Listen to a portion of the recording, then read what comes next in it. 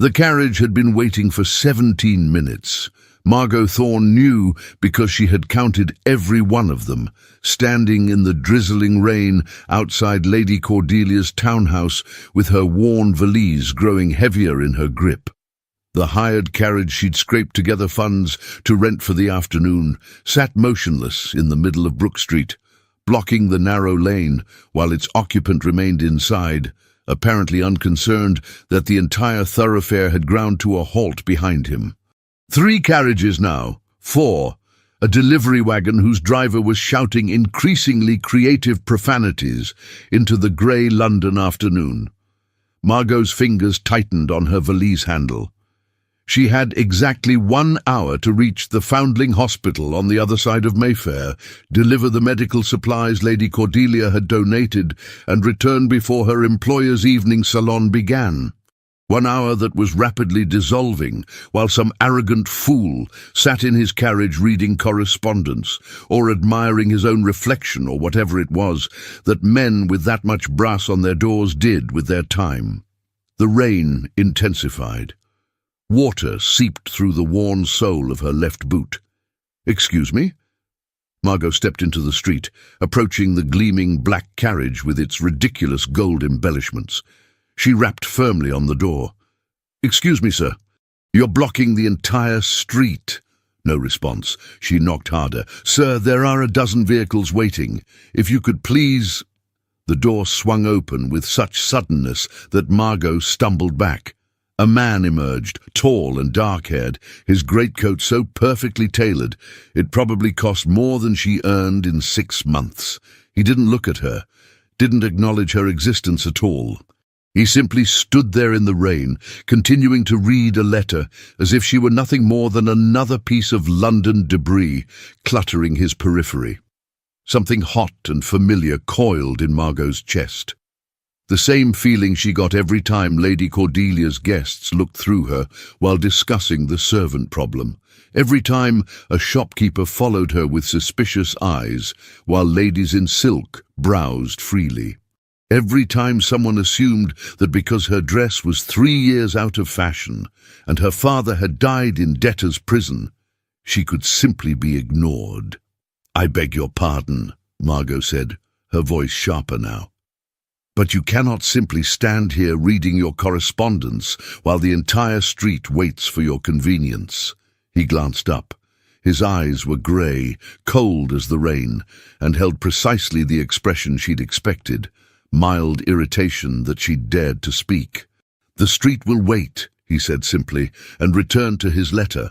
The hot coil in Margot's chest ignited. "The street will wait?" She heard her voice rising, heard the decades of swallowed frustration bleeding through her carefully maintained governess composure, and found she didn't care.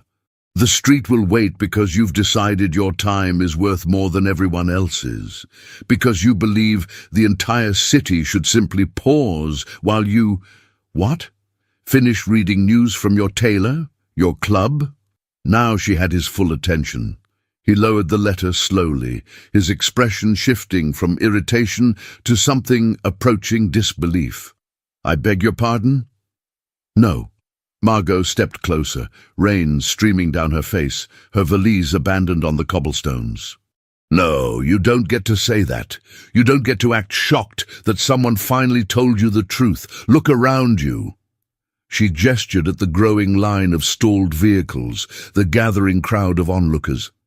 "There are people trying to work, trying to live their lives. But you've decided that none of that matters because you're— What? Important? Powerful?" His jaw tightened. "You have no idea." "I have every idea," Margot cut him off. "I know exactly what you are. You're a man who's been told his entire life that the world exists for his convenience, that rules about consideration and basic human decency don't apply to you, that people like me—" Her voice cracked, and she hated herself for it. "People like me are invisible until we dare to speak, and then we're simply inconvenient." The street had gone silent. Even the delivery wagon driver had stopped cursing. Margot could feel dozens of eyes on her, could practically hear the collective indrawn breath of witnesses to her social suicide. Governess rails at gentlemen in Mayfair. The gossip would reach Lady Cordelia before Margot made it back to the townhouse. She didn't care. Let them talk, let them whisper. She was so desperately tired of being invisible. The man stared at her for a long moment, his expression unreadable. Then he did something unexpected. He smiled, not warmly, not kindly, but with a sort of dangerous amusement that made Margot's stomach drop. "You believe I think myself above basic decency," he said quietly. "You believe I consider you invisible. I don't believe it, I know it. I've seen it in every man like you I've ever encountered. Men like me." He stepped closer, and Margot forced herself not to retreat. "Tell me, what exactly do you know about men like me? I know you've never gone hungry, never worried about whether your employer would keep you another month, never stood in the rain wondering if you could afford to hire a carriage or if you'd have to walk 3 miles carrying supplies because spending those coins meant not eating tomorrow." Something flickered in his eyes, surprise perhaps, or recognition. But before he could respond, a voice called out from the crowd, Your Grace, the Home Secretary is waiting." The words hit Margot like cold water. Your Grace. Grace, the honorific for a... No. Oh God, she breathed, the colour draining from her face. The man's dangerous smile widened. "I don't believe we've been properly introduced," he said, and his voice carried across the silent street. "Callum Ravenswood, Duke of Greymont." The world tilted. Margot felt every eye on the street boring into her, felt the weight of what she'd just done settling onto her shoulders like a physical thing. She'd just publicly berated one of the most powerful men in England, called him arrogant and inconsiderate and essentially useless to his face in front of dozens of witnesses. She was ruined, absolutely, completely ruined. Her voice failed. She tried again. "Your Grace, I didn't..." "Didn't what?" He tilted his head, studying her with those cold grey eyes. "Didn't mean it, or didn't realize who I was?" Margot's throat closed, because the terrible truth was that she had meant it. Every word. She'd meant it with her entire exhausted, frustrated, invisible soul. "Both," she managed. "Neither. You what, miss?" He waited, and she realized with horror that he was actually expecting her to give him her name, to complete this catastrophe by providing him with the exact information he'd need to destroy whatever remained of her life. But Margot Thorne had never been good at self-preservation. It was, her father used to say, with a mixture of pride and despair, both her greatest strength and her fatal flaw. "Thorne!" she said, lifting her chin even as her hands trembled. "Margot Thorne, and I apologize for my rudeness, Your Grace, but not for my point. You were blocking the street, regardless of your title or your importance. That was inconsiderate." The crowd gasped. Someone laughed nervously. The Duke of Greymont simply stared at her, as if she were a puzzle he couldn't quite solve. "Inconsiderate," he repeated softly. Then, to her complete bewilderment, he turned to his driver. "Move the carriage. Park it properly." The driver scrambled to obey, and within moments, the gleaming black carriage was tucked against the curb. The traffic began moving again immediately, the delivery wagon driver offering Margot a cheerful salute as he passed. Margot stood frozen, rain dripping from her hair, her ruined boots squelching with every breath, waiting for the axe to fall. For the Duke to call a constable, to demand her arrest for public insolence, to destroy her with a single word to Lady Cordelia. Instead, he picked up her abandoned valise. "You mentioned the Foundling Hospital," he said, as if the last 5 minutes hadn't happened, as if she hadn't just committed social suicide in the middle of Brook Street. "I'm heading in that direction. I'll give you a ride." It wasn't an offer. It was a command dressed in courtesy's clothing, and Margot knew with sudden terrible certainty that refusing would only make everything worse. "That's not necessary, Your Grace." "No," he agreed, opening the carriage door, "but I insist. After you, Miss Thorne." She climbed into the carriage because she had no choice, because men like him always won, because this was how the world worked. But as she settled onto the velvet seat across from the Duke of Greymont, watching him arrange himself with casual, terrifying grace, Margot felt something shift inside her chest. Fear. Yes, absolutely fear. But underneath it, burning steady and quiet. The first ember of something that felt dangerously like defiance. Margot had learned about invisibility early. Not the metaphorical kind, though she'd mastered that too. The real kind. The kind where you stood in a room full of people and literally no one saw you because you were a child, and children, especially daughters of struggling physicians who couldn't afford the right schools or the right clothes, simply didn't register in certain circles. Her father, Dr. Edmund Thorne, had tried. God, he'd tried.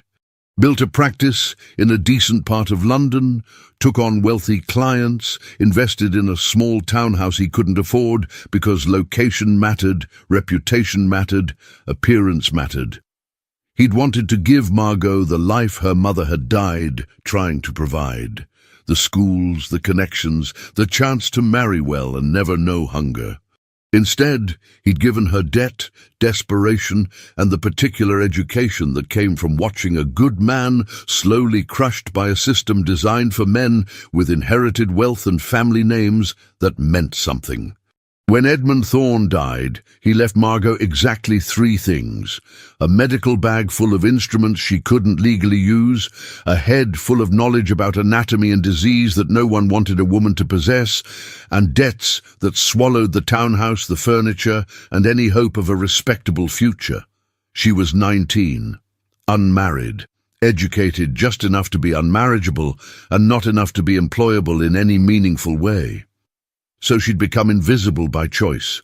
Took a position as governess to Lady Cordelia Ashton's ward, a position that paid barely enough to keep her fed and clothed, but came with the crucial benefit of a room in Mayfair and proximity to the world her father had died trying to access. 8 years. 8 years of teaching a sullen girl Latin and watercolours, of standing silently at the edge of Lady Cordelia's salons while playwrights and politicians debated reform they'd never actually implement, of being so perfectly invisible that she sometimes wondered if she'd disappeared entirely, and then, this afternoon, she'd stopped being invisible. She'd stopped being invisible by screaming at a duke in the middle of Brook Street, and now she sat in his carriage, trying to remember how to breathe while he watched her with those unreadable grey eyes. "The supplies," he said, nodding at her valise. "For the Foundling Hospital. What are they?" Margot's fingers tightened on the worn leather. "Medical supplies. Bandages, tinctures, some basic surgical tools. The hospital's physician is a friend of Lady Cordelia's, and she contributes when she can. But you know what they are. Specifically." It wasn't a question. Margot met his gaze. "My father was a physician." Was. "He died 7 years ago. And he taught you." Still not a question. The Duke leaned back, studying her with an intensity that made her skin prickle. "That's unusual." "My father was an unusual man. He believed education was wasted on no one, regardless of gender. And the hospital, you visit there regularly?" "When Lady Cordelia permits it, I assist Dr. Morrison with basic care. I'm not qualified to practice medicine, but I can clean wounds, prepare medicines, comfort children who are frightened." She paused. "Why are you asking me this, Your Grace?" He didn't answer immediately. The carriage rattled over cobblestones, rain drumming against the roof, and Margot watched him consider his words with the careful precision of someone accustomed to being quoted. "I'm planning a reform initiative," he finally said. Starting with the foundling hospitals and orphanages across London, the conditions are appalling, the mortality rates unconscionable, and the current system is riddled with corruption. I've been looking for someone with actual knowledge of how these institutions function, not theory, not bureaucratic reports, but real, practical understanding. Margot's stomach dropped. No. His eyebrow lifted. I haven't asked you anything yet. You're going to. And the answer is no. She straightened, trying to project a confidence she absolutely didn't feel. Your Grace, I appreciate the ride, but I have no interest in being part of whatever this is.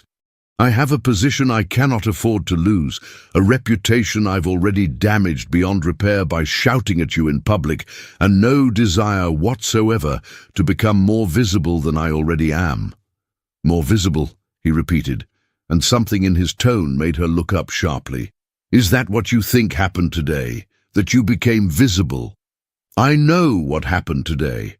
I committed social suicide and gave everyone from here to Westminster a reason to remember my name for all the wrong reasons. You told the truth. He leaned forward, and suddenly the space between them felt much smaller. You saw something wrong and you spoke. That's not suicide, Miss Thorne. That's courage. Courage is a luxury for people with nothing left to lose, Your Grace. I have a great deal left to lose. Such as my position, my room, my ability to eat regularly and keep my one pair of decent boots. Her voice cracked despite her best efforts. You cannot possibly understand what it's like to know that one mistake, one moment of visibility, could mean the difference between survival and ruin. The Duke was quiet for a long moment. When he spoke, his voice was softer than she'd expected. You're right. I can't. I've never worried about where my next meal would come from or whether I'd have shelter tomorrow. I've never been invisible because I had to be. Then why would you possibly want my help? Because I need someone who understands what's actually at stake, someone who sees the children in those hospitals as human beings, not statistics, someone who... He paused, and something shifted in his expression. Someone who isn't afraid to tell me when I'm wrong. Margot laughed, a sharp, bitter sound. Your Grace, in the last hour I've called you arrogant, inconsiderate and essentially useless. I think we've established that I'm fully capable of telling you when you're wrong. Exactly. He smiled, and this time there was no danger in it, just genuine amusement. Which is precisely why I want you involved. I don't need more yes-men telling me how brilliant my reforms are. I need someone who will tell me when I'm blocking the damn street. The carriage slowed. Through the window, Margot could see the Foundling Hospital's familiar brick facade. Their time was running out, and she needed to make a decision that could change everything. If I say yes, she said carefully, what exactly would you expect from me? Honesty, insight. Accompany me on inspections of the institutions. Help me understand what actually needs to change versus what sounds good in parliamentary speeches. He paused. And occasional reminders when my privilege is showing. That would be a full-time occupation, Your Grace. Then consider yourself employed. Margot's breath caught. I already have a position, which pays you barely enough to keep one pair of boots in acceptable condition. His eyes dropped to her feet, to the worn leather and the damp spreading from the failed sole, and Margot felt heat flood her cheeks. I'll compensate you properly for your time, enough that you won't have to choose between hiring a carriage and eating. It was too much, too sudden, too convenient. Men like the Duke of Greymont didn't simply offer employment to women who'd publicly insulted them. They didn't see value in governess with dead fathers and ruined reputations. Why? The word came out as barely more than a whisper. Why would you do this? He looked at her for a long moment, and Margot saw something in his expression that she couldn't quite name. Recognition, maybe. Or curiosity. Or possibly just the aristocratic whim of a man bored enough to find amusement in a woman who dared to shout at him. Because in 33 years, he said quietly, no one has ever spoken to me the way you did today. And I think I've been waiting my entire life for someone to tell me I'm blocking the street.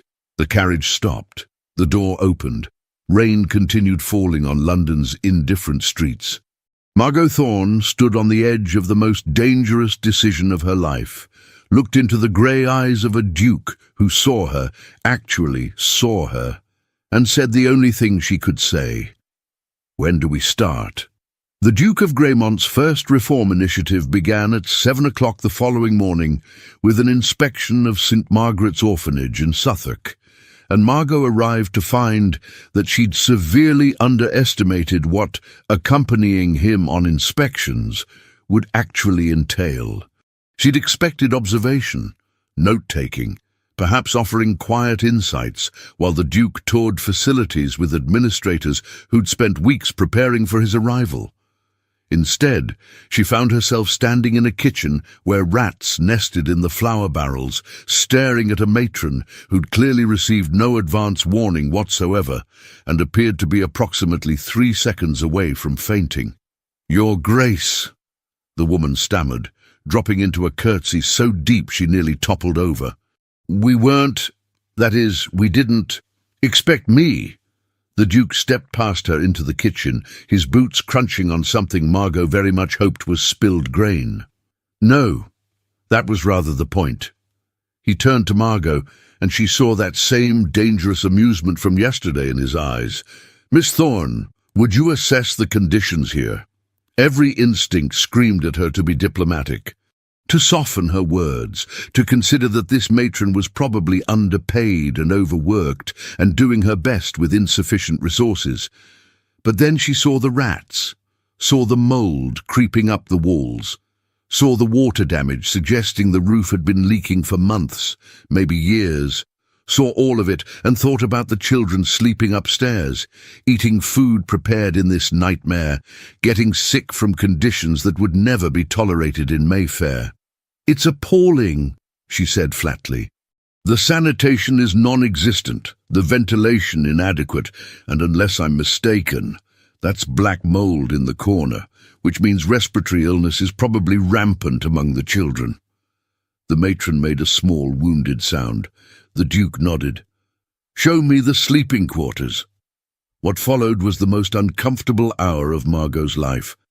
They inspected dormitories where 30 children slept in a space meant for 15, examined threadbare blankets that wouldn't keep anyone warm through winter, listened to the matron's increasingly desperate explanations about budget constraints and supply delays and the difficulties of maintaining a facility of this size. Through it all, the Duke remained coldly polite. He asked questions in that measured, aristocratic tone that made each inquiry feel like an indictment. He took notes in a small leather journal. He revealed absolutely nothing about what he was thinking. Margot hated it, hated watching the matron crumble, hated seeing the other staff exchange terrified glances, hated the way everyone treated the Duke's presence like a natural disaster they simply had to endure. Finally, in the 4th dormitory, she snapped. "This isn't her fault." The Duke looked up from his notes. "I beg your pardon?" "The matron, Mrs. Crawford, this isn't her fault." Margot gestured at the room, at the peeling walls and broken window frames. "She doesn't control the budget. She doesn't decide how much money this institution receives or how it's distributed.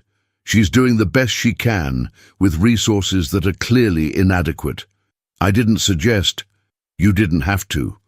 You're treating her like she's personally responsible for these conditions, when we both know the real problem is systemic." Margot felt her voice rising and couldn't stop it.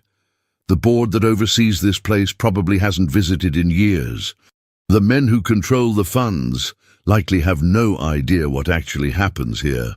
But you're making her feel like she's failed these children when she's probably the only thing standing between them and complete catastrophe. The room had gone silent. Mrs. Crawford stared at Margot with something approaching religious awe. The Duke's expression was completely unreadable. Then he smiled. Not the dangerous smile from yesterday. Something warmer. Almost pleased. "You're right," he said simply. "Mrs. Crawford, please forgive me. Miss Thorne is correct. This is not your failure. In fact, from what I've observed, you're doing remarkable work under impossible circumstances." The matron's eyes filled with tears. "Your Grace, I thank you." "Don't thank me yet. I'm going to investigate where this institution's funding is actually going, and I suspect we'll find that most of it never reaches you at all." He closed his journal. "In the meantime, I'll arrange for immediate repairs to the roof and kitchen, and I'd like you to work with Miss Thorne on a list of additional supplies you need." Mrs. Crawford nodded, still crying, and Margot felt something tight in her chest loosen slightly. Maybe this could actually help. Maybe she hadn't made a terrible mistake by agreeing to this. But as they left St. Margaret's and climbed back into the Duke's carriage, she caught the look on his face and realized something troubling. He'd wanted her to contradict him, had possibly even orchestrated that entire scene specifically to see if she would. "You were testing me," she said. He didn't deny it. "I needed to know if you'd tell me the truth, even when it made things uncomfortable. And you passed." He settled back against the velvet seat, studying her. "And though I must say, Miss Thorne, you have a remarkable talent for making me feel like an idiot. That's not, I didn't mean to. Don't apologize, it's refreshing." He pulled out his journal, making notes. "Tomorrow we'll visit the Hartwell Home for Girls. I've heard concerning reports about the medical care there. Given your background, I'd like your particular attention on that aspect." Margot's stomach clenched. More inspections, more visibility, more chances to say the wrong thing and remind everyone why governesses should remain silent and invisible. But also the possibility of actually changing something, of using her father's training for more than cleaning Lady Cordelia's ward's scraped knees, of mattering. "Your Grace," she said carefully, "may I ask you something? After you've spent the morning calling me an idiot. I think we're past formality, Miss Thorne." "Why now? You've been Duke of Greymont for how long?" 12 years. 12 years! So why suddenly decide to reform the foundling hospitals now?" His hands stilled on the journal. For a moment, Margot thought he wouldn't answer. Then, "Because 12 years ago, I inherited a title, wealth, and power I did nothing to earn. I've spent all that time talking about reform, giving speeches about social responsibility, writing letters to newspapers about the moral obligations of the aristocracy." His voice turned bitter. "And then yesterday, a woman stood in the rain and told me I was blocking the street, told me I thought the world existed for my convenience, and I realized she was absolutely right." "Your Grace!" "Callum!" He looked up, and Margot saw something raw in his eyes. "If we're going to work together, if you're going to keep telling me when I'm wrong, you should probably call me by my name, at least when we're alone." It was too familiar, too dangerous, too much like the kind of relationship that could destroy what remained of her reputation. "I don't think that's appropriate. Neither is shouting at dukes in public, but you seem to have mastered that." Despite herself, Margot almost smiled. "That was different. How? I didn't know you were a duke when I did it. Would it have stopped you if you had?" The honest answer was yes. Absolutely yes.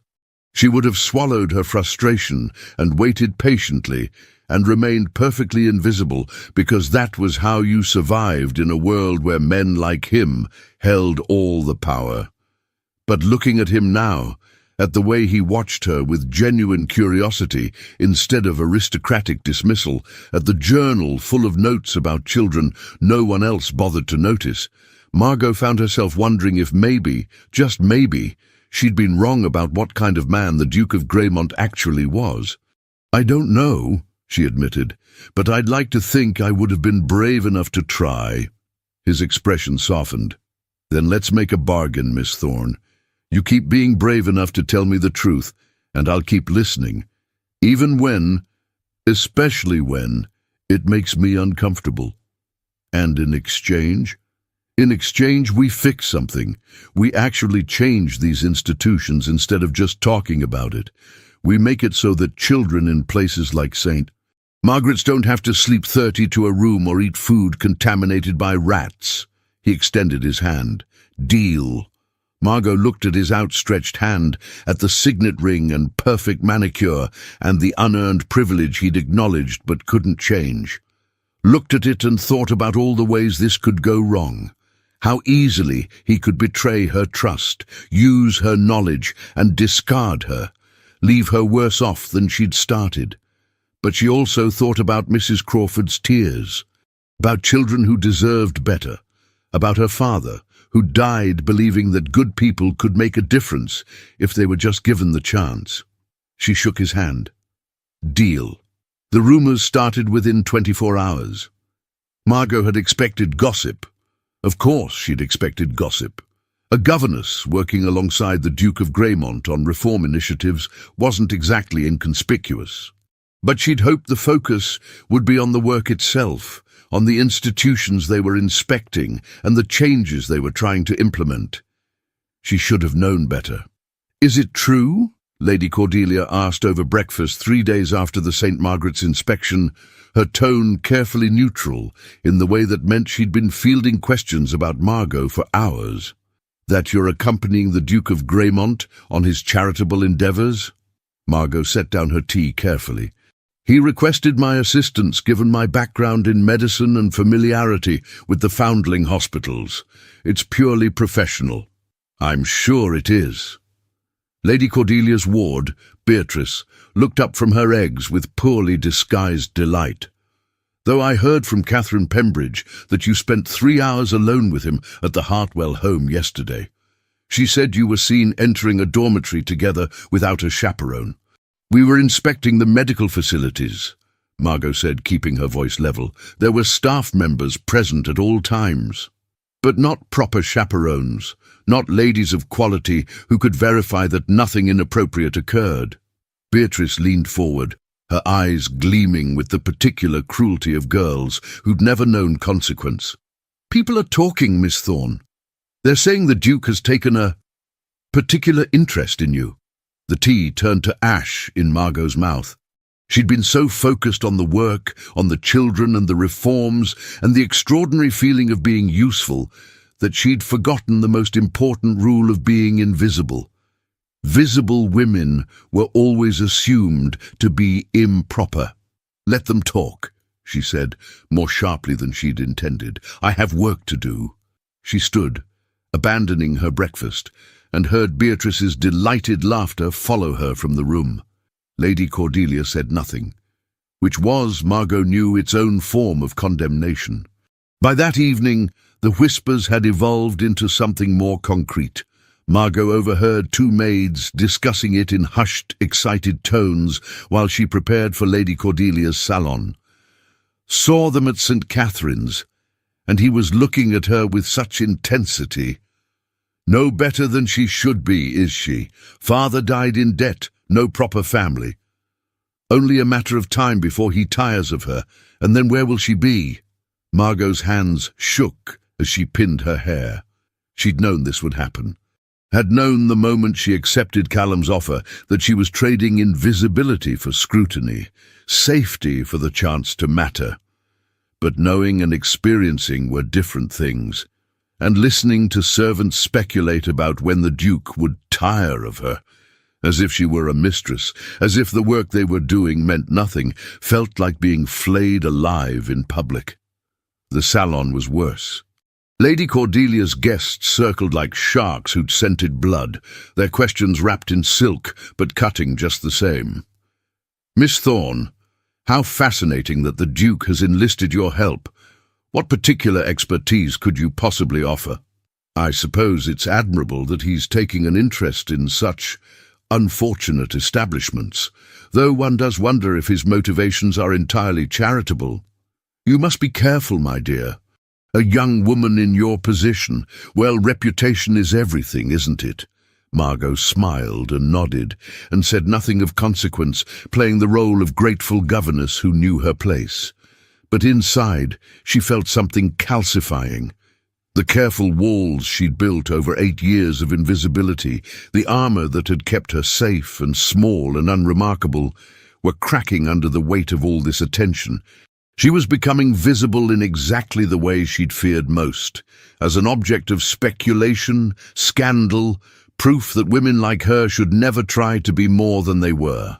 The Duke arrived just before 10, ostensibly to discuss the reform bill he was drafting with some of Lady Cordelia's political connections. He moved through the salon with easy confidence, greeting guests and discussing policy, and didn't look at Margot once. She told herself she was relieved. Told herself this was better, safer, proof that whatever the gossips thought, there was nothing inappropriate about their professional relationship.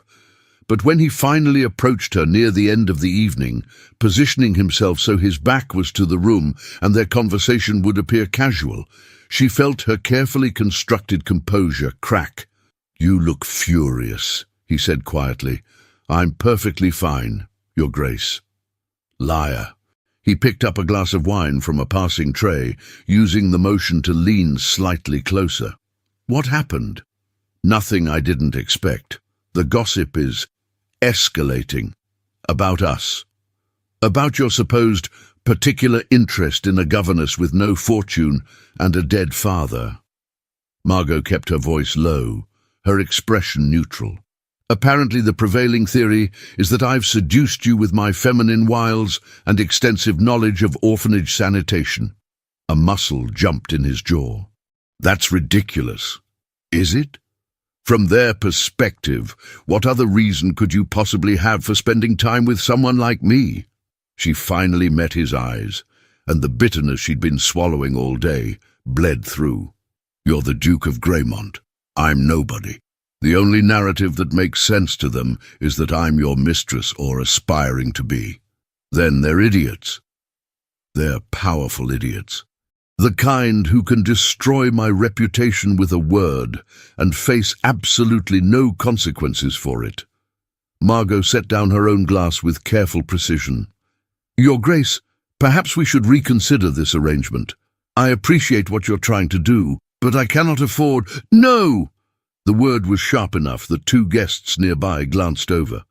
Callum smiled blandly at them, then turned back to Margot with an intensity that stole her breath.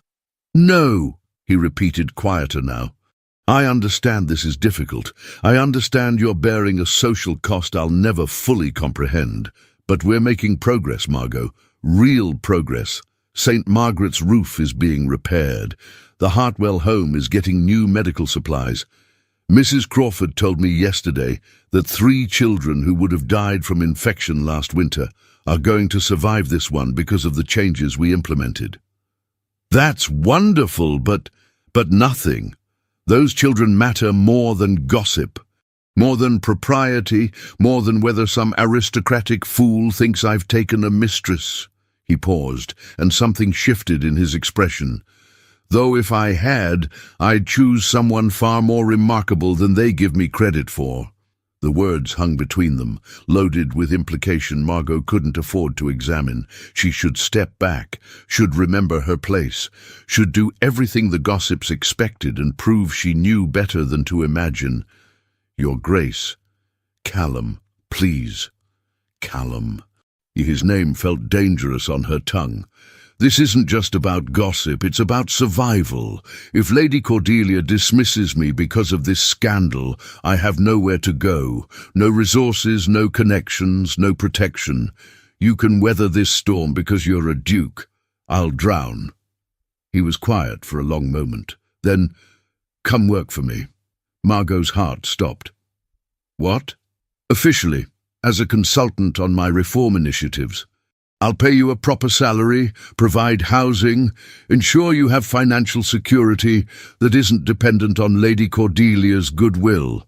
His eyes searched hers. "If the scandal is going to exist anyway, we might as well give it an employment contract to justify it. That would only make things worse. People already assume, They've made up their minds about what we are to each other. At least this way, you'd have legal protection and compensation for the work you're already doing." It was insane. Reckless. Everything Margot had spent 8 years avoiding.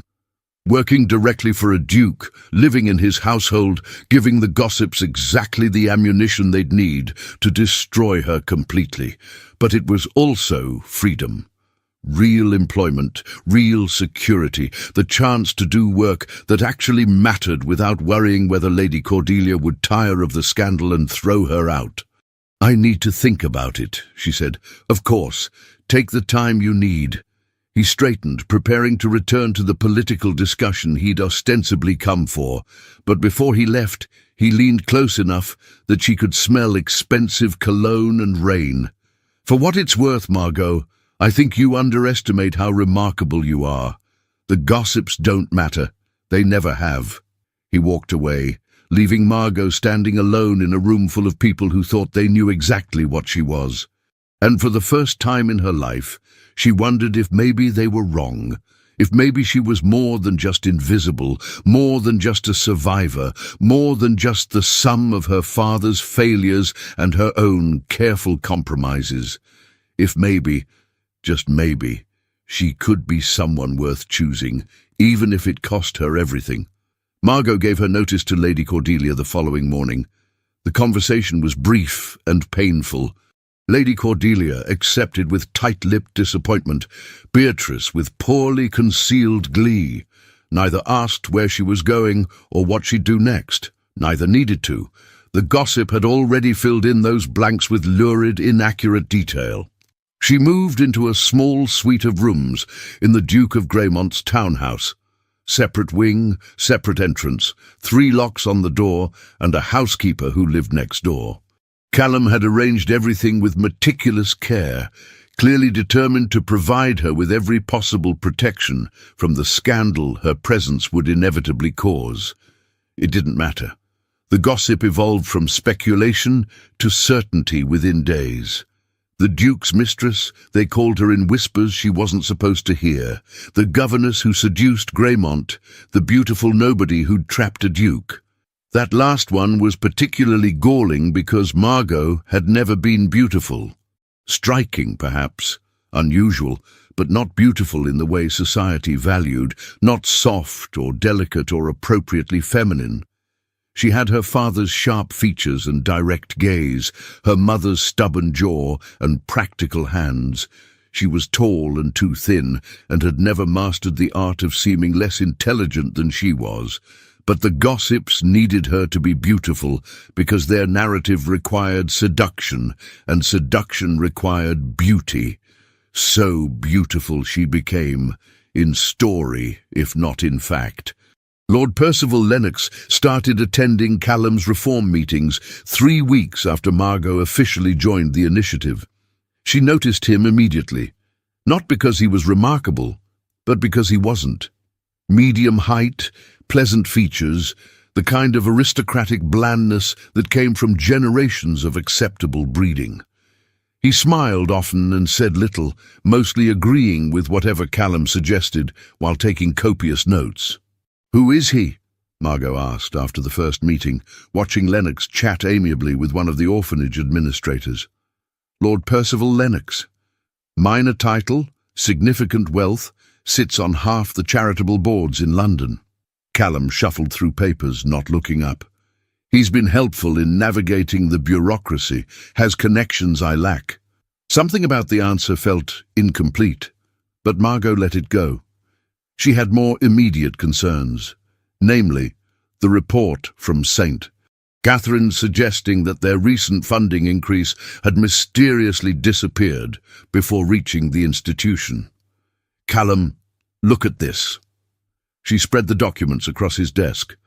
St. Catherine's was allocated an additional £200 last month for building repairs, but according to their matron, they never received more than 50. He frowned, scanning the paperwork. That can't be right. The disbursement was approved and processed through the board. Then someone on the board is embezzling funds. That's a serious accusation. It's a serious problem. Margot pulled out more reports, her frustration mounting. And it's not just St. Catherine's. Look, the Hartwell Home, St. Margaret's, even the Foundling Hospital.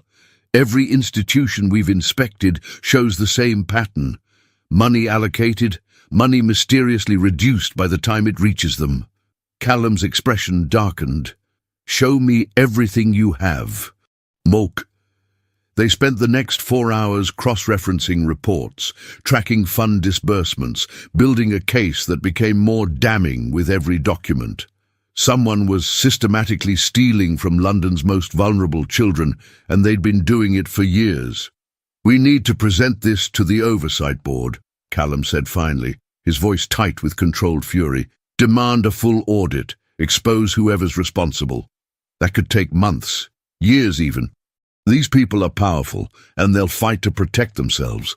Margot hesitated. Then, what if we went public? Took the evidence to the newspapers?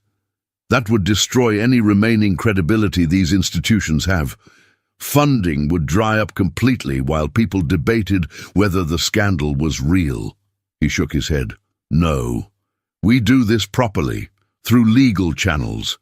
It'll take time, but it's the only way to ensure lasting change." Margot wanted to argue, wanted to point out that children were dying while they followed proper procedures, that sometimes the right thing wasn't the legal thing, but she could see the determination in his eyes, the aristocratic certainty that the system could work if you just used it correctly. She'd learned not to trust that certainty, but she was beginning to trust him. "Fine," she conceded. "But we move quickly. I want this presented to the board within the week." Agreed.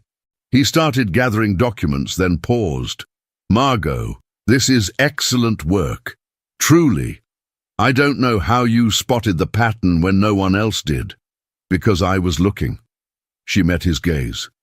"And because I understand what it's like when people steal from you under the guise of helping." Something passed between them, recognition maybe, or the beginning of understanding. Then Callum's butler knocked to announce dinner, and the moment broke. But as Margot walked to her separate wing, her mind was already racing ahead. Embezzlement on this scale required organization, required someone with access to multiple institutions, someone trusted enough to handle funds without excessive oversight. Someone like Lord Percival Lennox, who sat on half the charitable boards in London and had only shown interest in Callum's reforms after Margot started uncovering problems. She told herself she was being paranoid. Told herself there was no evidence connecting Lennox to the missing funds, that suspecting him based solely on timing and opportunity was unfair. But that night, lying in her locked room in the Duke's townhouse, Margot couldn't shake the feeling that she'd just made a very powerful enemy, and that the real danger was only beginning. The Oversight Board meeting was scheduled for Thursday afternoon at Brooks's, because of course it was. Nothing said we care about orphaned children like hosting the discussion in a gentleman's club that explicitly excluded women. Margot wasn't invited, wasn't even mentioned in the official meeting notes, but Callum promised to present their evidence thoroughly, to demand a full investigation, to ensure that whoever was stealing from these institutions faced consequences. She tried to believe him. Tried to trust that his aristocratic certainty wasn't just naivete wrapped in privilege. Tried not to pace her rooms like a caged animal, while he faced down some of London's most powerful men with accusations of corruption and theft. She lasted approximately 40 minutes before giving up and going to the kitchens to help cook prepare dinner. At least kneading bread gave her hands something to do besides clench. "You're going to murder that dough," Cook observed, watching Margot attack the helpless mixture with unnecessary violence. "It's already dead. I'm just making sure." "Uh-huh. And this has nothing to do with His Grace being at that board meeting right now?" Margot kneaded harder. "I don't know what you're talking about." "Sure you don't. Just like you don't know that half of London is calling you his mistress, and the other half is taking bets on when he'll marry you or ruin you, whichever comes first. Cook, I'm just saying, girl, you're playing a dangerous game. Men like His Grace, they mean well, but they don't understand what it costs someone like you to be visible, to matter. Cook's expression softened. I've been in service 40 years. I've seen what happens to women who believe powerful men when they say they'll protect them. The bread dough tore under Margot's hands. She stared at it, at the ruined mixture that would never rise properly now, and felt something cold settle in her stomach. He's not like that. Maybe not, but the world is. And the world doesn't care about your intentions or his promises. It only cares about appearances. Cook took the dough away gently, started fresh. Just be careful, Miss Thorne. That's all I'm saying. Margot left the kitchen with Cook's warning echoing in her head. She'd been so focused on the work, on helping children and exposing corruption and being useful, that she'd forgotten the most important lesson her father's death had taught her. Good intentions didn't protect you when the powerful decided you were expendable. Callum returned just after 7, and Margot knew immediately that something had gone wrong. He moved differently, stiffly, like someone carrying an invisible wound, and his expression was carefully blank in the way that meant he was furious but couldn't show it. "What happened?" she asked. "They dismissed it, said the evidence was inconclusive, the accusations too serious to pursue without absolute proof." He poured himself a brandy with hands that weren't quite steady. "They suggested I was being manipulated by, and I quote, a woman with dubious motives and no understanding of institutional finance." Margot's chest tightened. "They blamed me. Lord Harrington implied you were trying to manufacture scandal to secure your position in my household. Lord Waverley suggested I'd been unfortunately influenced by someone with a grudge against proper society." Callum downed half the brandy in one swallow. It was Lennox. He'd prepared them, fed them counter-arguments before I even presented our case. So he is involved. I think so, but I can't prove it. Not yet. He set down the glass, finally meeting her eyes. "Margot, I'm sorry. I thought if I presented the evidence properly, through the correct channels, they'd have to listen. I was wrong. You weren't wrong. You were privileged." The words came out sharper than she'd intended. "You believed the system would work, because it's always worked for you. But it doesn't work for children in orphanages, or women with dead fathers, or anyone who doesn't have a title and a seat at Brooks's. I know that now. Do you?" Margot stepped closer, her frustration finally boiling over. "Because from where I'm standing, Callum, you just learned a lesson I've known my entire life. The powerful protect their own, always. And when someone like me tries to expose them, I don't just lose the argument, I lose everything." "You won't lose everything. I won't let that happen."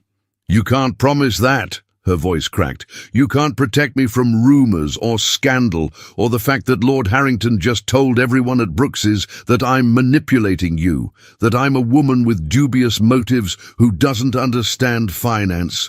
Do you know what that means for my reputation, for any credibility I might have had?" Callum's jaw tightened. "Then we'll prove them wrong. We'll find absolute evidence against Lennox, expose him so thoroughly that no one can dismiss it. And in the meantime, we keep working. We don't let them silence us just because they're uncomfortable with the truth."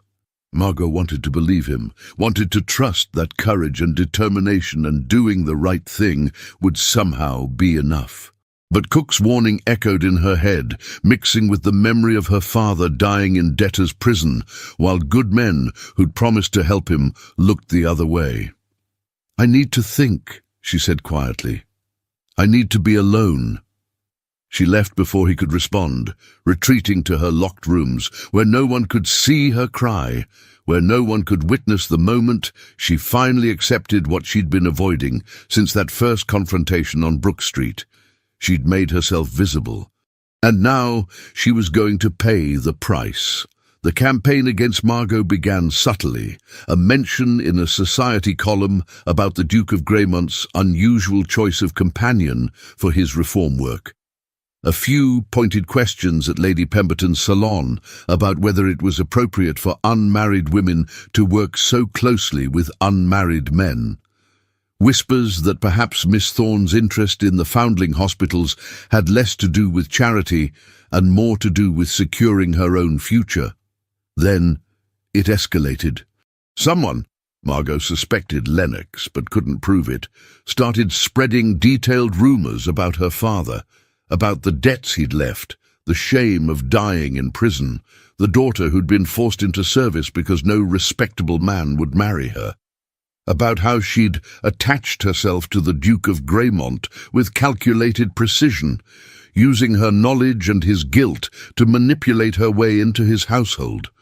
Within a week, Margot couldn't leave her rooms without hearing whispers. Servants who'd been cordial turned cold. Invitations that had occasionally come her way, minor events, small gatherings, dried up completely. And through it all, Lord Percival Lennox smiled and offered sympathetic concern whenever he encountered Callum at their reform meetings. "Such a shame about Miss Thorne," he said one afternoon, his tone dripping false compassion. "I do hope the scandal doesn't damage your important work, Your Grace. Perhaps it would be wiser to continue the initiative with more appropriate assistance."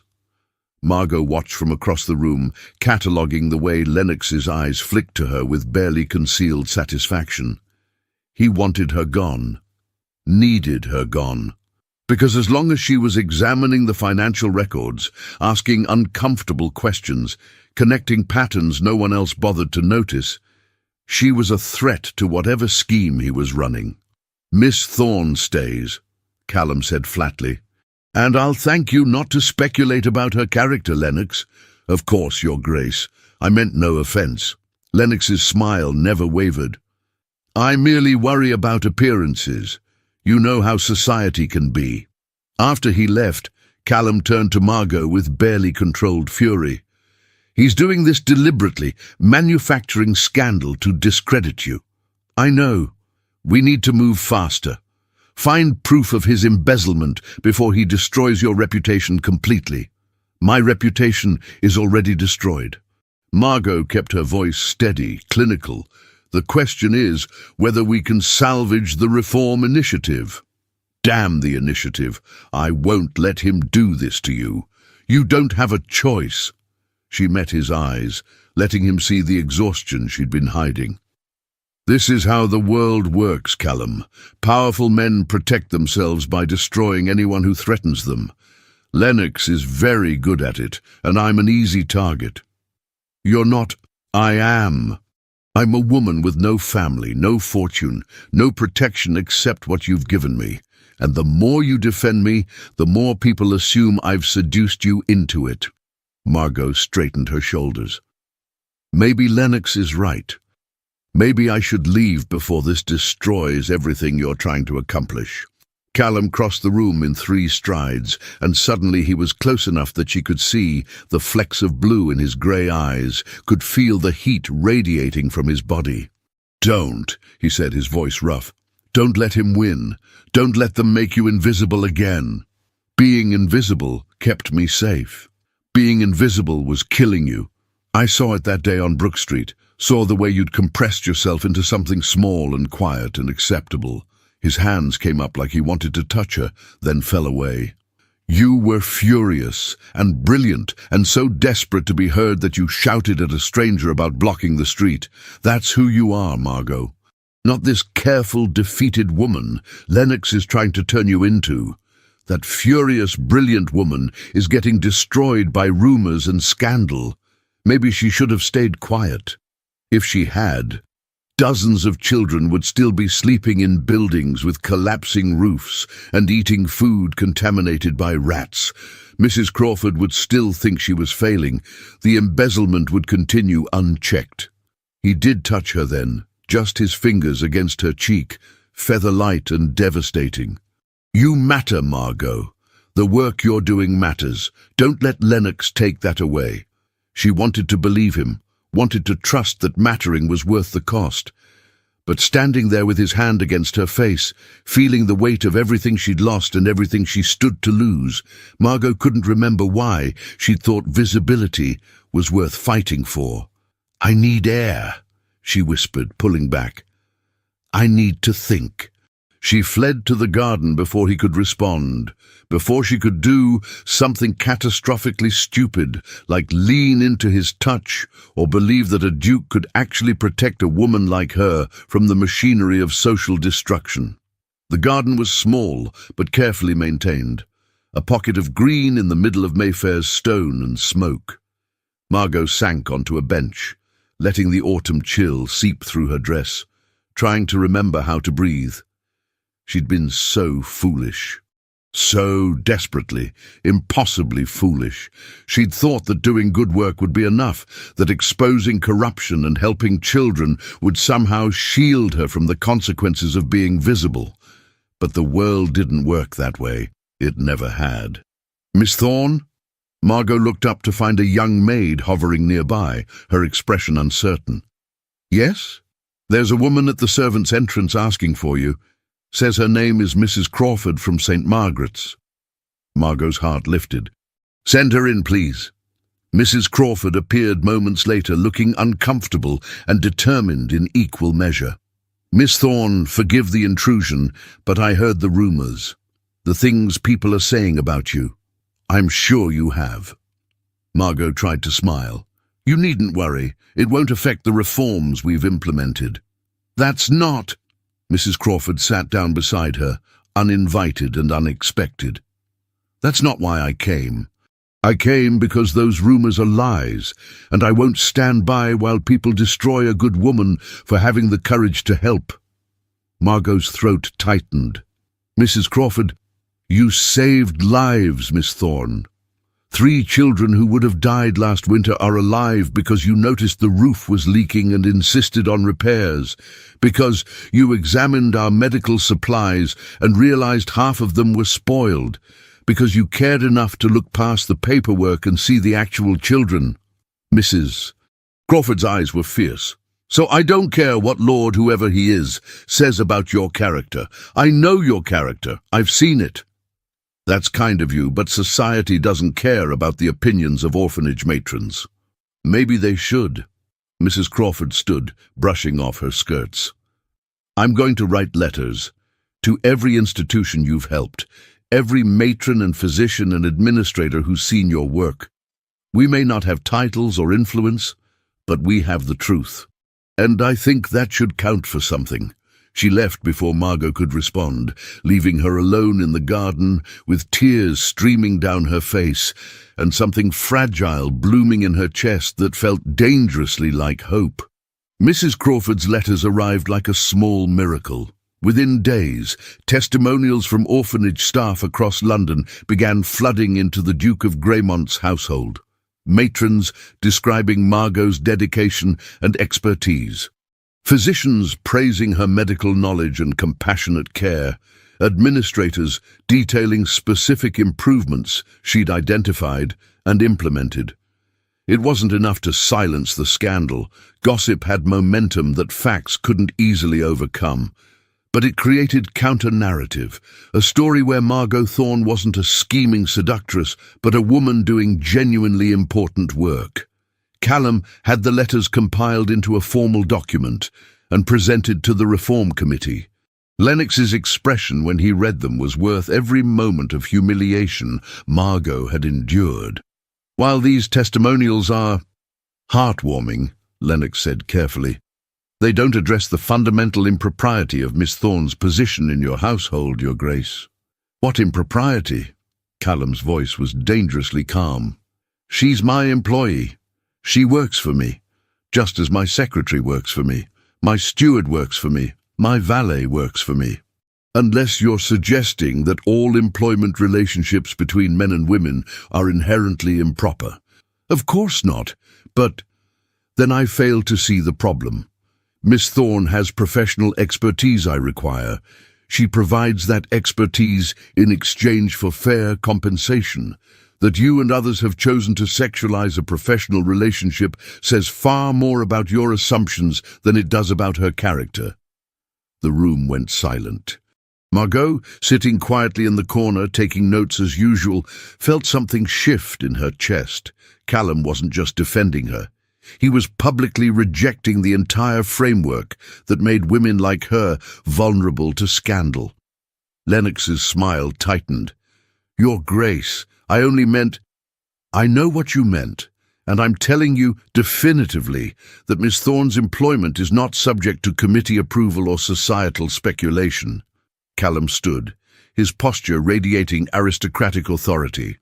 "Now, shall we discuss the actual business of this meeting? Namely, the significant discrepancies in institutional funding that Miss Thorne has documented?" He spent the next hour systematically presenting the evidence of embezzlement, forcing the committee to examine specific financial records, demanding explanations for funds that had mysteriously vanished between allocation and disbursement. Lennox tried to deflect, to minimize, to suggest the discrepancies were merely administrative errors.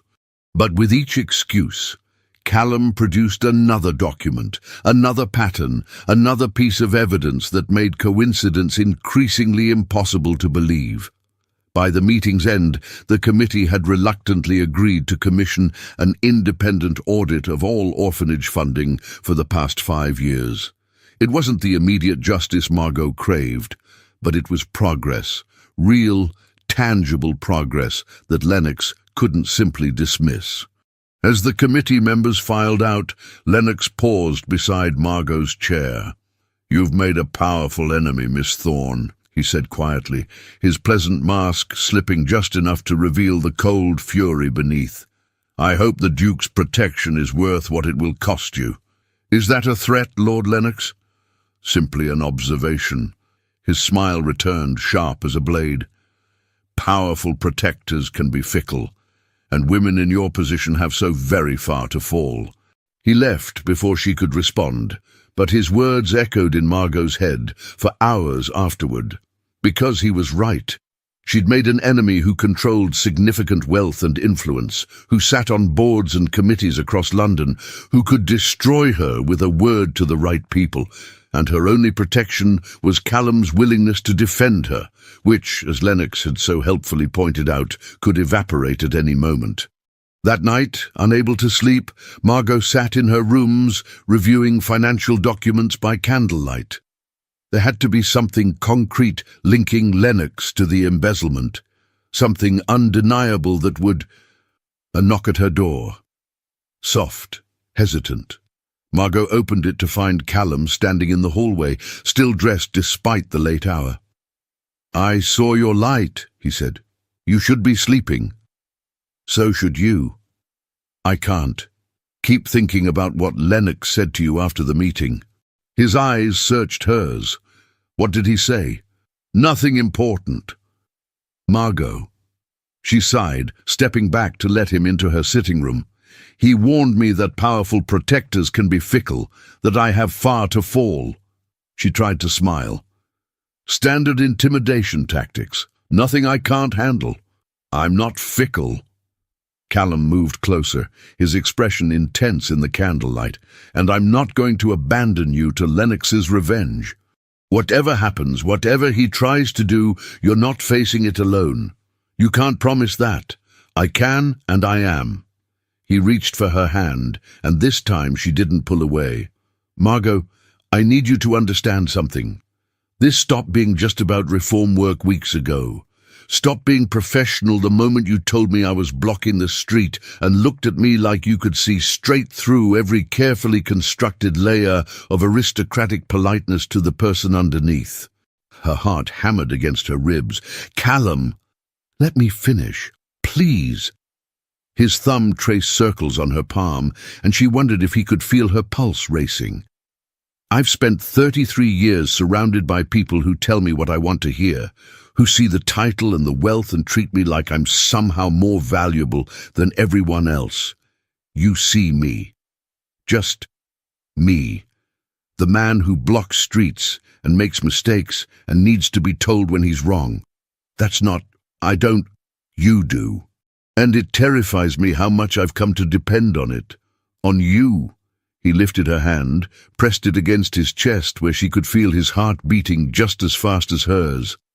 So when Lennox threatens you, he's not just threatening my employee or my reform initiative.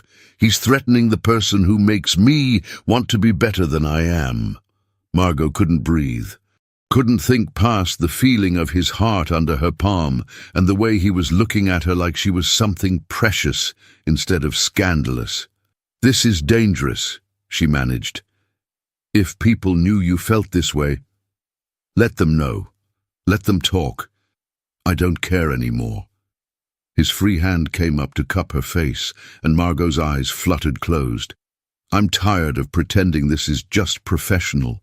Tired of watching you suffer for helping me while I hide behind propriety and worry about appearances. Callum, if you... Her voice broke. Society will destroy me. Completely. I'll be ruined beyond any hope of recovery. Then I'll ruin myself with you. He leaned closer, his forehead resting against hers. I'll make sure everyone knows that you're not my mistress or my social climbing employee. That you're the woman He stopped, pulled back just enough to meet her eyes. And Margot saw her own terrified hope reflected in his gaze. The woman you what? She whispered. The woman I'm falling in love with. The words hung between them, impossible and devastating and more real than anything Margot had felt in years. She should pull away, should tell him this was madness, that love didn't protect women like her from the machinery of social destruction. Instead, she kissed him. It was brief, chaste, nothing like the passionate embraces she'd read about in novels. Just her lips against his, her hand still pressed to his racing heart, his breath catching with surprise and wonder. When she pulled back, his eyes were dark, with something that made her stomach flip. Margot, don't! She stepped away, putting necessary distance between them. Don't say anything else. Not tonight. I need to think, to process what this means. What it means is that I love you. That I choose you, regardless of scandal or reputation or what Lennox threatens. His voice was steady, certain. What it means is that you're not alone anymore. I've always been alone, Callum, even when I didn't want to be. Margot wrapped her arms around herself. Everyone I've ever depended on has either died or abandoned me when it became inconvenient to care. My father, my mother, every person who promised to help after Papa died and then vanished when they realized I came with debt and scandal. I'm not them. You're a duke. You can afford to love me right up until it threatens something you actually value. Your political career, your social standing, your reforms. The moment loving me costs you something real, you'll choose the thing that matters more. Tears burned behind her eyes. And I'll be left with nothing again. Callum's expression shattered. You honestly believe I'd do that to you? I believe people do what they have to do to survive. And you've never had to choose between love and survival. She forced herself to meet his gaze. Please go. Please let me think about this without you here, making me want things I can't afford to want. For a moment, she thought he'd argue. Thought he'd push back with more declarations and promises she desperately wanted to believe. Instead, he simply nodded. I'll go. But Margot, the offer stands. Everything I said tonight stands, whether you believe it or not. He left, closing the door softly behind him, and Margot sank onto her bed with tears streaming down her face, because she wanted to believe him. Wanted to trust that love could be enough, that a duke could choose a nobody governess and face down society's judgment without flinching. But she'd learned too young and too harshly that wanting something didn't make it real, and loving someone didn't mean they'd stay when the world demanded they leave. The audit results arrived 3 weeks later, and they were damning. Over £70,000 had been systematically embezzled from London's foundling hospitals over the past 5 years. The money had been funneled through a complex network of shell companies and false contracts, all designed to hide the theft while maintaining the appearance of proper fund distribution. And every single false contract traced back to companies owned by Lord Percival Lennox. Callum presented the findings to the Reform Committee with barely controlled fury. Gentlemen, we are looking at evidence of sustained, deliberate theft from some of London's most vulnerable children. The audit is thorough and conclusive. I'm calling for immediate legal action against Lord Lennox. The committee shifted uncomfortably. Lord Harrington cleared his throat. Your Grace, these are serious accusations. Lord Lennox is a respected member of society. Lord Lennox is a thief who's been stealing from orphans. Callum's voice cut like ice. The evidence is here. It's irrefutable. Unless you're suggesting we ignore documented financial crimes because the criminal has a title. Of course not, but we must be careful. Accusations of this nature can destroy reputations. Good. His reputation should be destroyed, along with his freedom. Callum gathered the audit documents. I'm taking this to the magistrate today. Whether the committee supports legal action or not is irrelevant. The evidence speaks for itself. He turned to leave, then paused. And gentlemen, when this becomes public, and it will become public, I suggest you prepare explanations for why it took a governess with dubious motives to notice what you all somehow missed for years. I'm certain the newspapers will be very interested in that particular detail. Margot waited outside the committee room, her stomach churning. She'd reviewed the audit results a dozen times, knew the evidence was solid.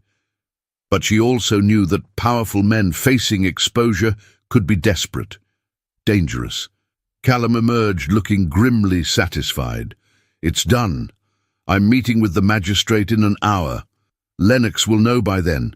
Someone on the committee will warn him. Let them. He can't run fast enough to escape this. Callum's hand found hers, squeezed gently. We did it, Margot. We actually did it. She wanted to share his triumph, wanted to believe this was over, that justice would prevail, that exposing Lennox would be enough. But the cold weight in her stomach suggested otherwise. They discovered why that evening. Margot was reviewing correspondence in the library when she heard shouting from the entrance hall. She rushed out to find Callum arguing with a constable, his face pale with rage. What do you mean, warrant for arrest? On what possible grounds? Theft, Your Grace. Lord Lennox has filed a complaint stating that Miss Margot Thorne stole confidential financial documents from his office and falsified evidence to frame him for embezzlement. The constable looked deeply uncomfortable. I'm required to take her into custody pending investigation. The world tilted. Margot gripped the doorframe to keep from falling. That's not... I never... Of course she didn't. Callum stepped between her and the constable. This is retaliation.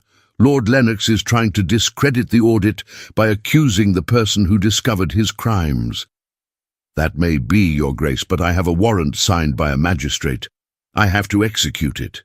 Which magistrate? Sir Bernard Wickham. Callum's expression turned murderous. Wickham is Lennox's cousin. This entire thing is a farce designed to... Your Grace, I don't make the laws. I just enforce them. The constable looked at Margot with genuine sympathy. Miss, I need you to come with me. She's not going anywhere without legal representation. Callum was already moving toward his study. I'm sending for my solicitor immediately. Margot stays here until he arrives. I can't allow that, Your Grace. The warrant can wait another hour while I ensure Miss Thorne has proper legal counsel. Unless you're suggesting that accused persons don't deserve representation. The constable hesitated, clearly weighing the politics of arresting someone under the Duke of Greymont's protection against his legal obligation to execute the warrant. Margot made the decision for him. It's all right, she said quietly, stepping forward. I'll go. Callum, don't make this worse by interfering with a legal warrant. Margot, no. Yes. She met his eyes, letting him see the exhausted resignation she felt. This is what Lennox does. He destroys people who threaten him by turning their own evidence against them. Fighting the constable won't help, but having your solicitor meet me at the magistrate's office might. She could see him wanting to argue, to use his title and influence to protect her from this newest horror. But they both knew that would only feed the narrative Lennox was constructing, the Duke so besotted with his mistress that he'd obstruct justice to save her. "Send for your solicitor," she repeated. "I'll be fine." It was a lie. They both knew it. But Callum nodded tightly and let the constable escort her from his house while servants whispered and witnesses gathered. The Duke's mistress, arrested for theft. The governess who'd seduced Greymont, finally exposed. The woman who dared to challenge Lord Lennox, learning the cost of ambition. Margot heard the whispers even as the constable helped her into the carriage with unexpected gentleness. Heard them and felt the last fragile threads of her reputation shredding completely. She'd wanted visibility, wanted to matter. Be careful what you wish for, her father used to say, because visibility, it turned out, just meant there were more people watching when you fell. The magistrate's office was exactly as grim as Margot expected. Sir Bernard Wickham sat behind an enormous desk, his expression a careful blend of sympathy and severity that didn't quite hide his satisfaction. Lennox stood to the side, playing the wounded party with practiced skill. "Miss Thorne," Wickham began, "you stand accused of theft of confidential documents and falsification of evidence. Lord Lennox alleges that you gained unauthorized access to his private office and stole financial records, which you then altered to implicate him in embezzlement. How do you plead?" "Not guilty." Margot kept her voice steady, despite the fear clawing at her throat. "I never entered Lord Lennox's office. All documents I reviewed were provided through official channels as part of the Duke of Greymont's reform initiative. And yet Lord Lennox has testimony from his staff placing you at his residence 3 weeks ago. That's impossible. I've never been to Lord Lennox's residence." Lennox stepped forward, his expression sorrowful. "Miss Thorne, I understand you feel backed into a corner, but lying will only make this worse. My housekeeper clearly recalls admitting a woman matching your description who claimed to be delivering correspondence from the Duke. Then your housekeeper is mistaken or lying." Margot met his eyes, letting him see that she knew exactly what he was doing. "You've fabricated this entire accusation because the audit exposed your embezzlement." "Miss Thorne," Wickham's voice sharpened, "you will address Lord Lennox with proper respect." "Why? He's a thief who's stolen from orphaned children. He deserves no respect." The door burst open. Callum strode in with a distinguished older gentleman Margot recognized as London's most expensive solicitor. "Sir Bernard, I apologize for the interruption, but I must protest this proceeding." Callum's voice carried aristocratic authority that made even Wickham straighten. "You are Lord Lennox's cousin, which presents a clear conflict of interest in adjudicating charges he's brought. The family connection is distant and doesn't impact my ability to fairly evaluate, doesn't it? Because it seems remarkably convenient that the very day I present evidence of Lord Lennox's embezzlement to a magistrate, he files charges against my associate with you, his cousin, and obtains a warrant within hours." Wickham's face reddened. "Your Grace, I resent the implication." "I'm not implying anything. I'm stating facts." Callum placed a document on the desk. "This is a formal complaint requesting your recusal due to conflict of interest. I've also requested that the Lord Chancellor review both the embezzlement evidence and these theft charges simultaneously." Margot saw Lennox's mask slip for just a moment, saw the flash of panic before he smoothed it away, because involving the Lord Chancellor meant taking this beyond London's interconnected web of favours and family connections. Meant subjecting everything to scrutiny that even someone as well-connected as Lennox couldn't easily manipulate. "That's unnecessary," Lennox said smoothly. "If Miss Thorne is innocent, as she claims, a simple investigation will clear her. There's no need to involve. There's every need." Callum's solicitor spoke for the first time, his voice dry as old paper. "My client's reputation has been damaged by these accusations. We insist on the most thorough and impartial investigation possible. Unless Lord Lennox has some reason to fear additional scrutiny. The trap was beautifully laid. If Lennox backed down, he'd appear to be hiding something. If he pushed forward, he'd risk the Lord Chancellor discovering the extent of his embezzlement." Wickham looked between Callum and Lennox, clearly weighing competing loyalties. Finally, "Very well. I'll recuse myself and refer both matters to the Lord Chancellor's office. Miss Thorne will be released on her own recognizance pending investigation." "Absolutely not." Lennox's pleasant mask shattered completely. "She's a flight risk. She should be held—" "On what grounds?" The solicitor raised an eyebrow. "Miss Thorne is employed by the Duke of Greymont and resides in his household. She has no means to flee London, even if she wanted to. Unless you're suggesting His Grace would assist a criminal in evading justice. Of course not, but then I see no reason to detain her." Wickham's tone suggested he'd had enough of all of them. "Miss Thorne, you're released. Don't leave London." Margot nodded, not trusting her voice. The constable removed the chains from her wrists with an apologetic expression, and Callum's hand was immediately there, steadying her. "Come on," he said quietly. "Let's go home." They made it to the carriage before Margot's composure cracked. She collapsed against the seat, shaking with reaction and exhausted relief. "He almost won," she breathed. "If you hadn't gotten there when you did—" "But I did, and he didn't win." Callum pulled her against his chest, and Margot let herself sink into the warmth and solidity of him. "The Lord Chancellor's office will investigate thoroughly. They'll see through Lennox's fabrications. Will they, or will they see a nobody governess accused of theft and decide the easiest solution is to convict me and make the whole mess disappear? They'll see the truth. I won't let them ignore it." Margot pulled back enough to look at him. "You can't promise that.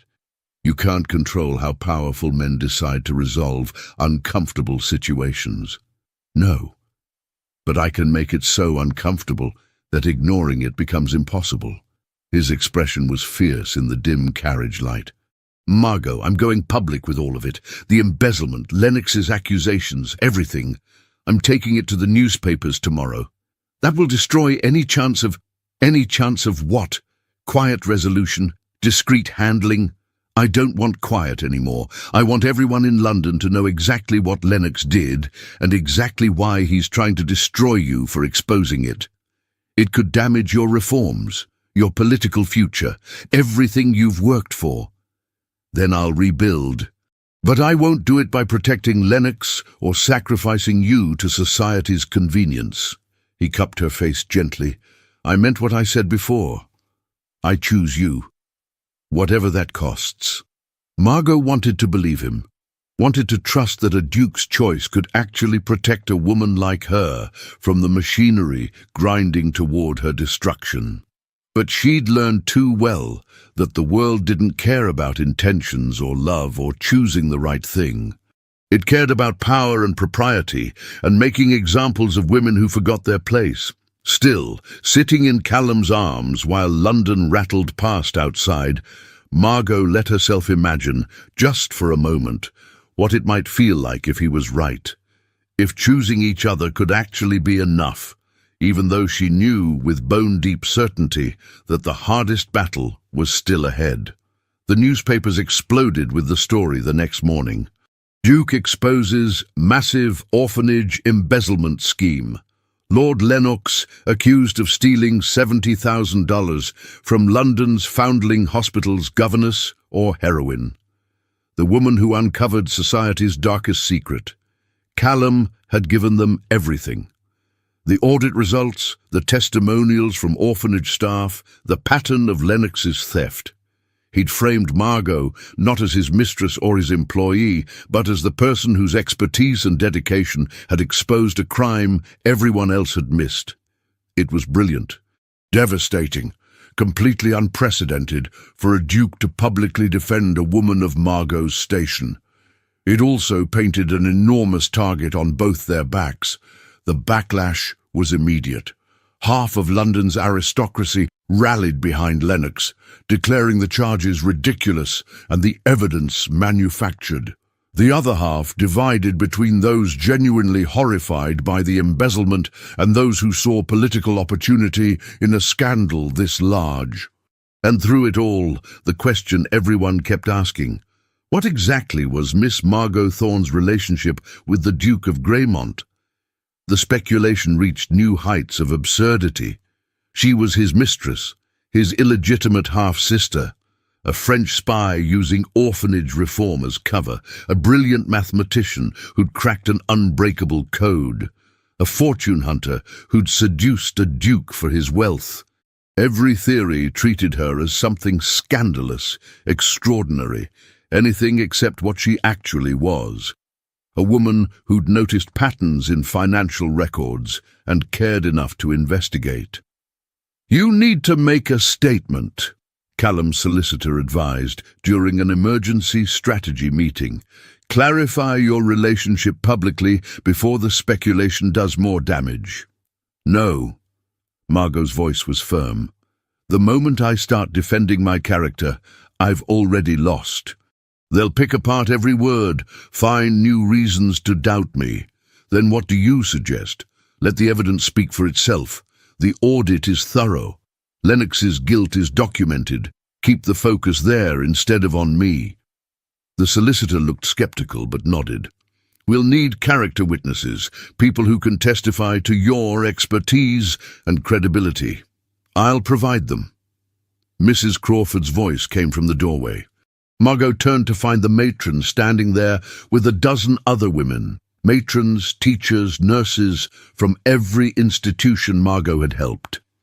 "We'll all testify. Every one of us will tell the Lord Chancellor's investigator exactly what Miss Thorne did for our children." Margot's throat closed. "You don't have to do this. Testifying could damage your own positions. Let it." Mrs. Crawford stepped forward, her expression fierce. "You risked everything to help children no one else cared about. The least we can do is tell the truth about that. About you." Over the next week, the Lord Chancellor's office conducted the most thorough investigation Margot had ever witnessed. They interviewed orphanage staff, reviewed financial records, examined every document related to both the embezzlement charges and Lennox's accusations against her.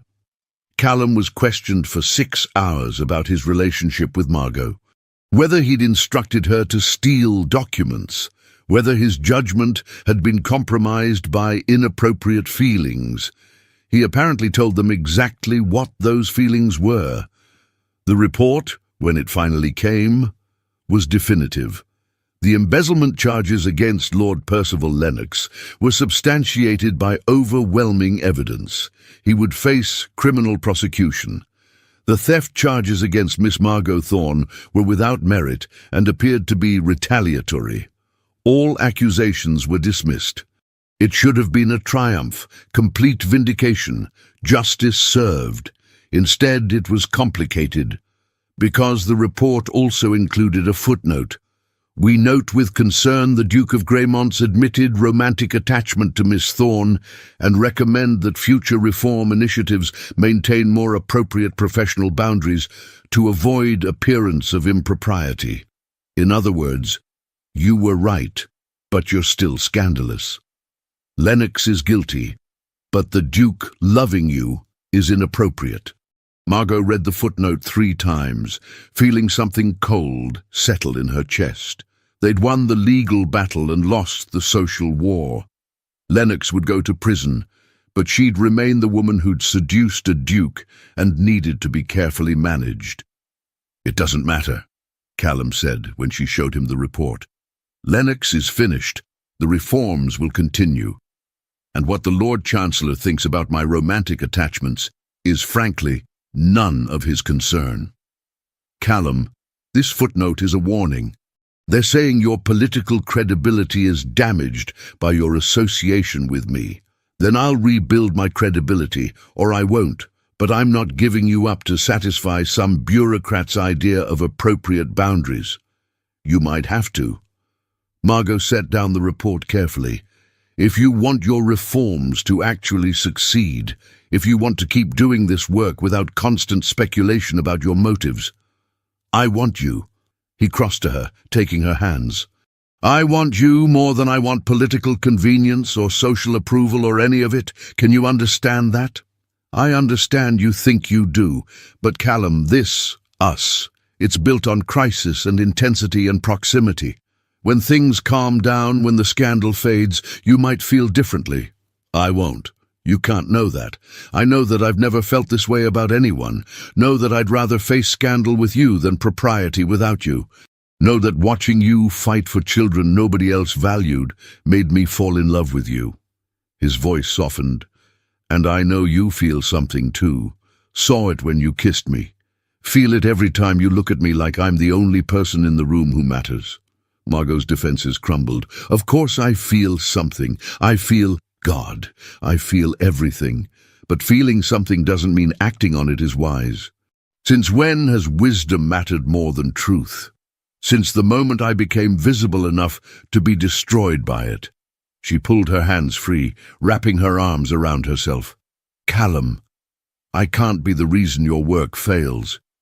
Can't be the scandal that undermines everything you're trying to accomplish. I've fought too hard for these reforms to watch them collapse, because people can't stop speculating about whether we're lovers. Then let's give them something they can't speculate about. He dropped to one knee before she could process what was happening. Marry me! The world stopped. Margot stared at him, at this impossible man kneeling in his library, offering her something she'd never dared imagine.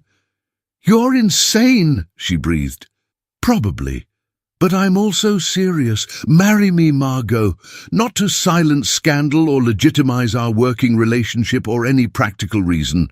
Marry me because I love you, and I want to spend my life with someone who'll tell me when I'm blocking the street. You're a duke. You're supposed to marry, I don't know, a duke's daughter or an heiress or someone appropriate. I'd rather marry someone inappropriate who makes me want to be better. His eyes searched hers. Say yes. Please say yes. Margot wanted to. Wanted it with every fiber of her being. But she also saw the future stretching ahead, the whispers, the speculation, the constant questions about whether she'd trapped him or seduced him, or manipulated her way into a position she didn't deserve. If I say yes, she said slowly, the scandal gets worse. People will say I planned this from the beginning, that I manufactured the entire orphanage investigation to secure a proposal. Let them. Your political allies will abandon you. Your reforms might stall. Everything you've worked for could... Margot. He stood, framing her face with his hands. Listen to me. The work matters. The reforms matter. But you matter more. You will always matter more. And if I have to choose between social approval and you, I choose you. Every single time. She was crying now, hot tears sliding down her cheeks while he looked at her like she was the answer to a question he'd been asking his whole life. I'm terrified, she whispered. So am I. But I'd rather be terrified with you than safe without you. It was the most foolish, reckless, impossible thing she'd ever considered. Marrying a duke. Becoming a duchess. Making herself permanently visible in a world that wanted women like her to disappear. But Margot Thorne had stopped being sensible the moment she'd shouted at a stranger about blocking the street, had stopped protecting herself the moment she'd agreed to help with reforms that would make her a target. Maybe it was time to stop being afraid and start being brave. Yes, she said, and watched his face transform with joy. Yes, I'll marry you, even though you're completely insane, and this will probably destroy both our reputations. He kissed her then, Not chaste, not careful, but with the kind of passion that made her forget every reason this was a terrible idea. Made her forget the whispers and the warnings and the certainty that the world would punish them for choosing each other. When they finally broke apart, both breathless, Callum rested his forehead against hers. "Thank you," he murmured, "for being brave enough to say yes. Thank you for being foolish enough to ask." They stood there in the library while London carried on outside, two people who'd chosen each other despite every reason not to, who'd decided that love and truth and doing right mattered more than propriety or safety or all the careful compromises that kept you invisible. It wouldn't be easy. Margot knew that. The scandal would intensify. People would question their marriage. Some of Callum's political allies might desert him. But they'd also saved dozens of children, exposed massive corruption, changed policies that would protect vulnerable people for years to come. And they'd done it together. Whatever came next, at least they'd face it together. That had to count for something. The wedding was scheduled for 6 weeks later, which gave London society exactly enough time to lose their collective minds. The Duke of Greymont marrying a governess. Unprecedented, scandalous, either the most romantic gesture of the century or proof that Miss Thorne had indeed trapped him. Margot tried to ignore the speculation, focusing instead on the continued investigation into Lennox's embezzlement. The trial was set for early December, and the prosecutors wanted her testimony about discovering the financial irregularities. "You'll be brilliant," Callum assured her the night before her court appearance. "Just tell the truth exactly as you experienced it. And if the defense tries to suggest I'm biased, that I manipulated evidence to benefit you, then you tell them that evidence doesn't manipulate. Numbers either add up or they don't, and Lennox's numbers definitively don't." He was right. The next morning, standing in the witness box while Lennox's expensive barrister tried to discredit her, Margot kept her answers simple and factual.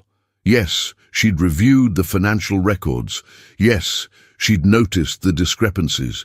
Yes, she'd brought them to the Duke's attention because that was her job. "And isn't it convenient, Miss Thorne, that these discoveries led to your engagement to the Duke?" The barrister's tone dripped skepticism.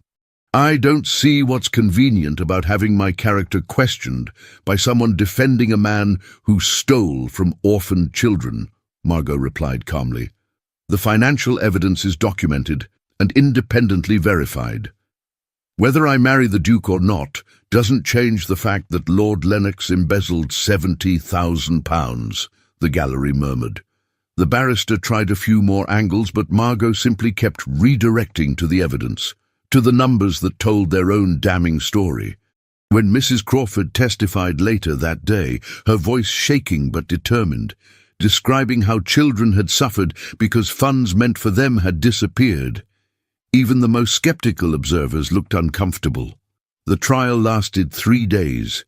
The verdict took the jury less than 2 hours, guilty on all counts. Lord Percival Lennox was sentenced to 15 years in prison and ordered to repay the full £70,000 plus damages. It was justice, real, tangible justice. The kind that didn't usually happen when powerful men committed crimes. Margot stood in the courtroom gallery next to Callum, watching Lennox being led away, and felt something hard and bitter inside her chest finally begin to dissolve. They